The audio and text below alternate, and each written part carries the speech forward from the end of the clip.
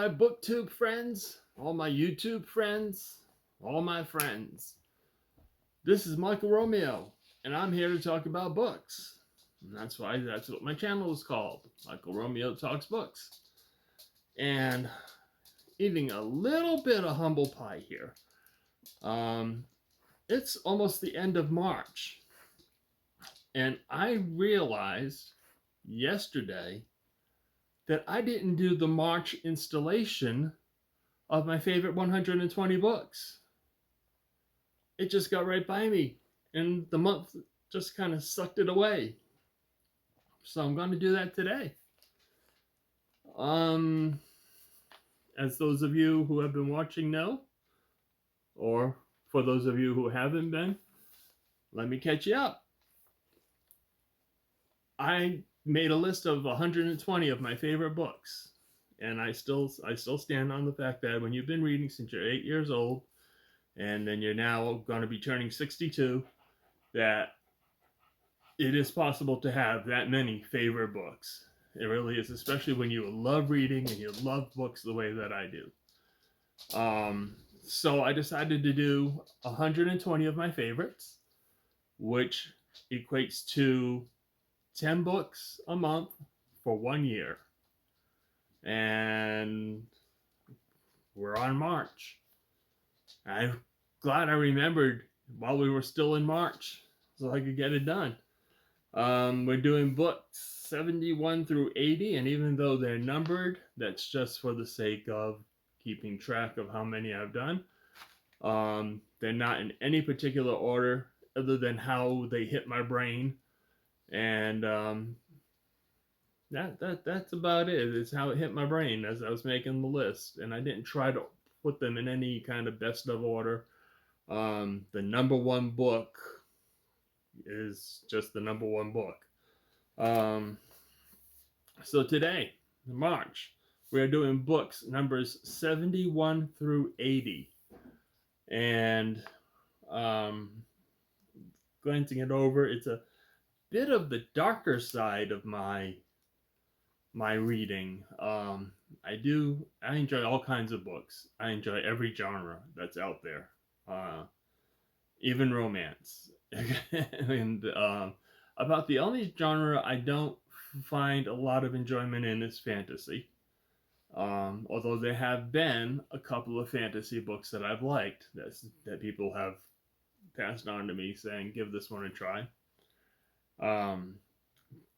So yeah, you'll find everything in my favorites list. You'll find historical epics, you'll find horror, you'll find comedy, you'll find drama, you'll find literary Pulitzer Prize winners, and all kinds of stuff. But this month, is a bit on the dark side.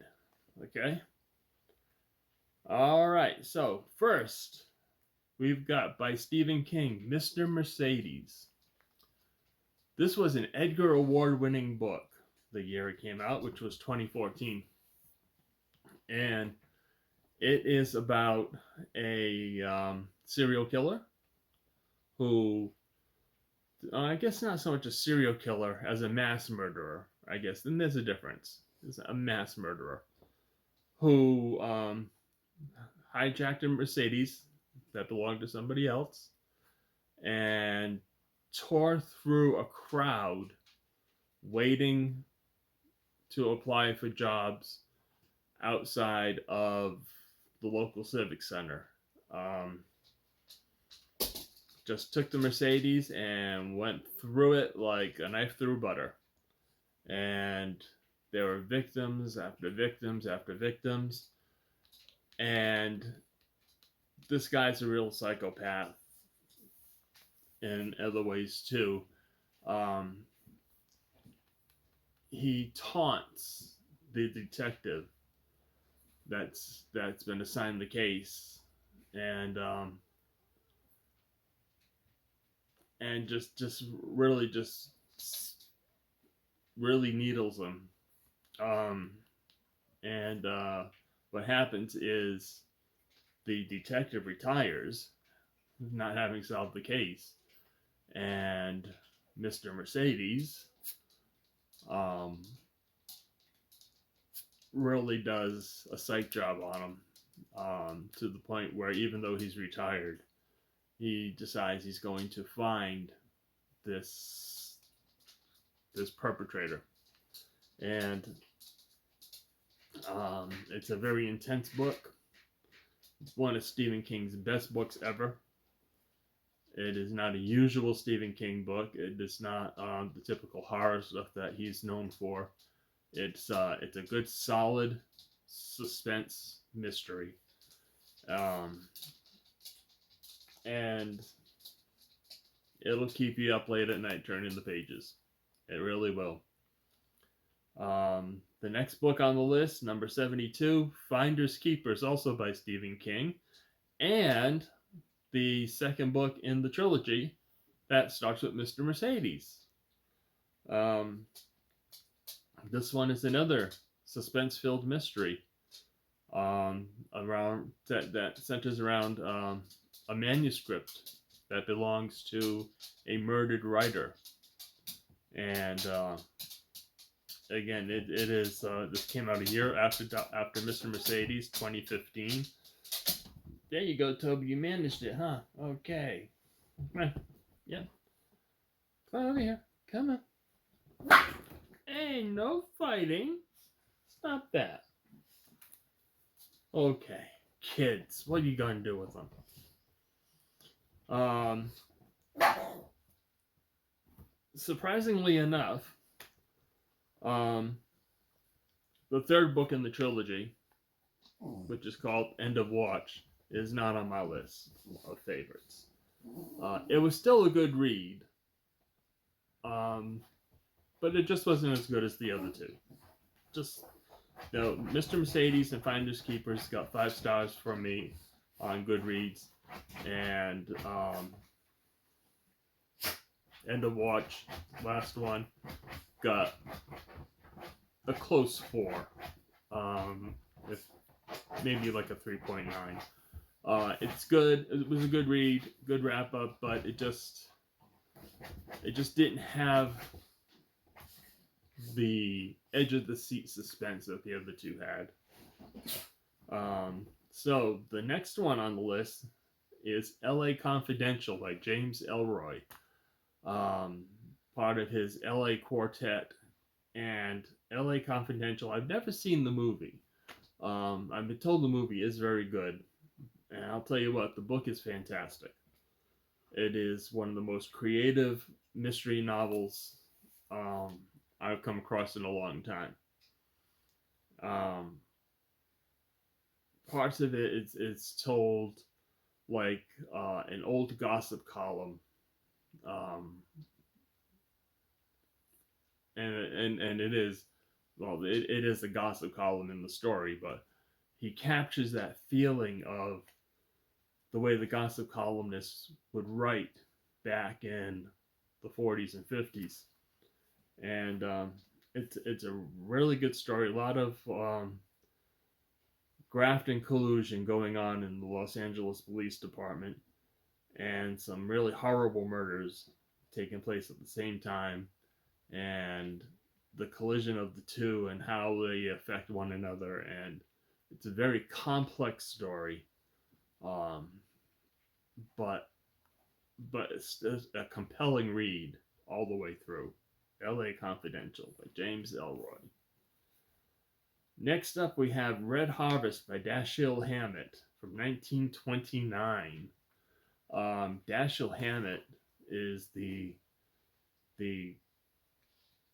granddaddy of the hard-boiled detective. I mean, if it wasn't for Dashiell Hammett, I'm not sure we would have that hard-boiled detective trope that still permeates the mystery genre to this day. And Red Harvest is one of the best books that Dashiell Hammett ever wrote. I've talked about this book before, in that some of it seems corny now. When you're reading it, there's stuff that'll almost make you chuckle because it's so so embedded in the minds of especially us older people who have seen it time and time again. Just the repeating tropes of, like racing police cars with the police hanging out the windows shooting, and stuff that's been used for comic effect as well. However, the thing you have to remember is that back when Red Harvest was written, this was groundbreaking. This was new. This was not a repeated trope. He created this, what went on to become a repeated trope. Um, and in Red Harvest, he has this character, the Continental Op, and that's the only name you know him by, um, is sent to investigate um, some suspicious activity in a town that's been nicknamed Poisonville. And he he gets himself into a situation where he finally decides that he is going to clean up this town and get rid of all the corruption that is taking place in what would otherwise be a really cool place to live. And it's another intense novel, and it'll keep you turning the pages as long as you don't get caught up in the trope thing. Next, from 1982, we have Different Seasons by Stephen King. If you've never read a Stephen King book in your life, read Different Seasons. It's a collection of 4 novellas, 3 of which have been made into hit movies. That says a lot right there. If you're familiar with The Shawshank Redemption, that's in there. The movie Stand By Me, about the kids who hear that there's a dead body in the woods and they want to go find it. It's a coming of age tale, and in this collection of novella is referred to as The Body is the name of the story. But like it was made into the movie Stand By Me. It's definitely coming of age, the difficulties of coming of age, and the fact that they're out in search for a dead body and that they've heard is out there in the woods is incidental. It's just it's the vehicle that carries them through the rest of the tale. Apt Pupil was the third one that was made into a movie, about a teenager who becomes convinced that a neighbor of his is a former Nazi and works at blackmailing the former Nazi, that supposed former Nazi. And then there is a 4th one in here. And for the life of me right now, I can't remember what the 4th one's called. But all 4 of them, I do remember. I remember going through this book when it first came out and just loving every one of the 4 stories.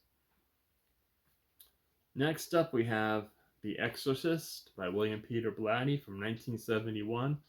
I've talked about this on other favorite book lists, my favorite horror books, my favorite... I'm sure there's been some other favorite lists that it's been on, because I remember talking about it a number of times. It is a brilliantly written book. Brilliant book. William Peter Blatty. It's one of those books where you sit there and you wonder, how did the author do this? How did the author craft such an incredible story? That being said, I will never read it again. And I am a person who will reread favorite books. But I will not reread The Exorcist again, even though it is a favorite book. It is a favorite out of honoring the writing craft that Peter Blatty William Peter Blatty exhibited in this particular book. It's my favorite because of the writing and because the story was so well put together. But it's not a place I need to go again. It is, for those of you who have not read it, this is a cautionary warning. It is a disturbing book. And it will, it's one of those, you've heard the things, once you see something, you can't unsee it. That works with books too. Once you read something, you can't unread it. And there's a lot of those scenes in there. Next up, we got IRobot by Isaac Asimov, a book from 1950. And IRobot is a fun read, absolutely fun read. It's the evolution of the robot. And when you get to the end of the book, and I know I've said this before because when I've talked about sci-fi books, when you get to the end, you get a little bit of the hair standing up on the back of your neck when you read what robots have become and what they are in our lives now. I guarantee you probably have one. And Asimov just did a brilliant job of doing that evolution of the robot. And then we've got Tai-Pan by James Clavell, a book from 1966. Oh man, I've read this book I don't know how many times. It's a go-to for me when I just need some comfort food. Those of you in America know the legend of the Hatfields and the McCoys, the two feuding families in the Appalachians. Taipan is like that. It's the Struans and the Brocks, and it's the colonization of Hong Kong. It's the effort to be the king of the tea trade and the other commodities trades from this new land called China that's been discovered. New land discovered, quotation marks. And just the battle between Struan and Brock and the families to control what's going on. And it is a historical epic of the best sort. It's got adventure, it's got suspense, it's got a little bit of humor. It's just a brilliant novel, and one that if you like historical stuff, definitely dip your toes into this pool because you'll dive right in afterwards. And then we've got The Murder of Roger Ackroyd by Agatha Christie from 1926. The Murder of Roger Ackroyd is definitely a favorite of mine for one reason. I've read a lot of Agatha Christie. The Hercule Poirot's, the Miss Marples, the standalones. I've read a lot of books. The Murder of Roger Ackroyd is the only one where I figured out who did it before Agatha Christie revealed it. And I was about halfway through the book where I went, oh, hold on, wait a minute. There's only one person that could be doing this. And I was right. I figured out an Agatha Christie. And it is one of her more clever plots.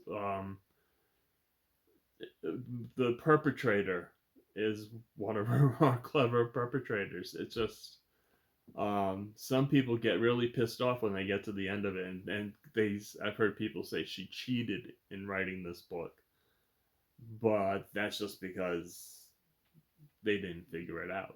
I did.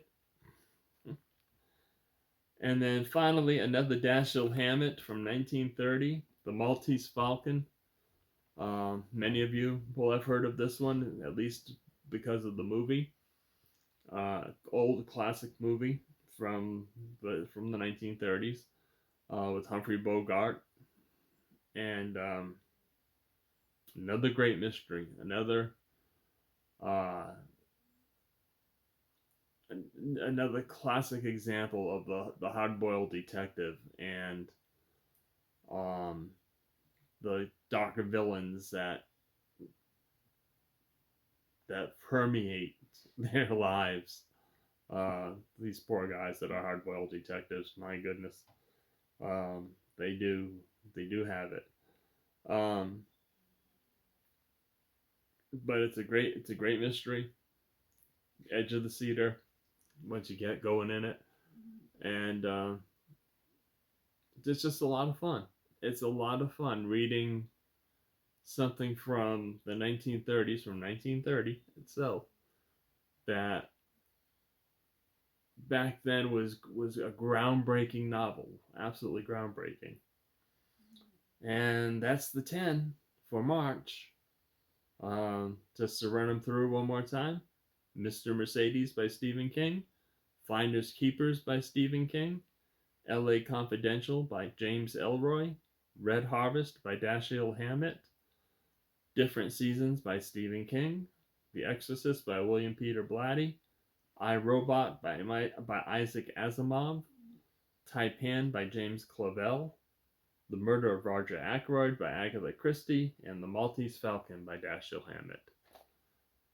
And I got it in before the end of the month. I can't believe I just totally blew it off at the beginning of the month. It never even crossed my mind that it needed to be done.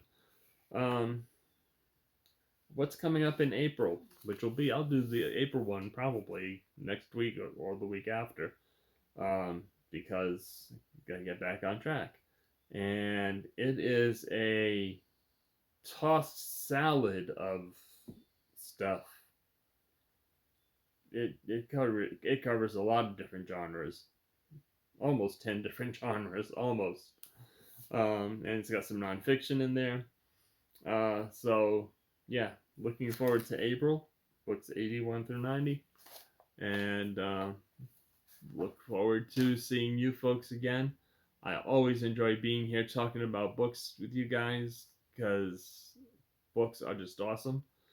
The comment section, feel free to use the comment section. Talk about the books that I've mentioned. Talk about books that are your favorites, that you think you would love to see on the list. Just let's chat and have fun. And we'll see you again very shortly. What's coming up? A guest appearance is coming up, because I do believe I have convinced somebody to be my guest star, so to speak. And we got the April 10 of the 120 books, and it is the start of my new book club, which I mentioned in the previous video. So if you missed that video, go back and take a look at that. You may be interested. And that's it for now. Have a great day. What is today? Today is Sunday. Have a great Sunday. And get some relaxation before you all head back into work. Tomorrow is my Friday. So, because my days off are Monday and Tuesday. So my weekend is about to happen, and I'm looking forward to it. And we'll talk to you all again later. Bye.